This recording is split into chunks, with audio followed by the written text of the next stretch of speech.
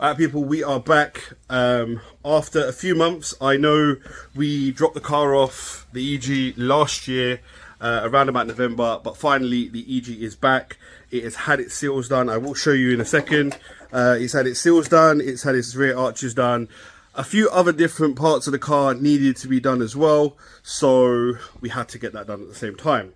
Overall, it had taken a little bit longer than needed, but we needed the work done properly, so we allowed them to take their time. So big shout out to JSH Fabrication and Panel Work. So John, this one shout out to you. Really happy with his work. I will do a quick walk around the video. Currently we are here, me, myself, man like V in the corner.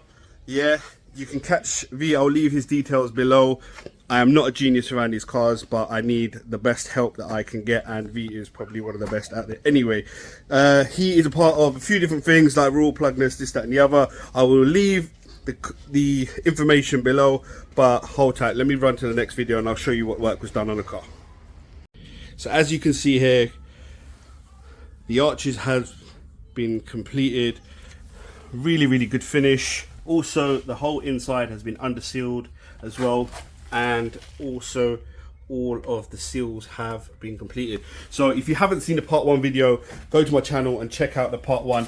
These did not look like the way they're looking right now. Really happy with the finish on them. Car is waiting to go into paint. Currently got man like V here. We're putting on a 4x114 brake conversion, because EG's 1.5s normally come with hubs in the back, and obviously we are building the car for track, so hopefully bigger brakes means better stopping power. So yeah, so we're currently doing that at the moment. So let's quickly just spin around to man like V. Man like V, he's got all the the super tools and stuff, you know, like look, he's got all the little headgear and stuff. And bruv, it's not AliExpress, trust me, this guy does not buy things. Give you a light under here. So we've put on the skunk 2s. Yeah, LCA skunk 2s. I had a little attempt at spraying my calipers, but I think I done a shit job.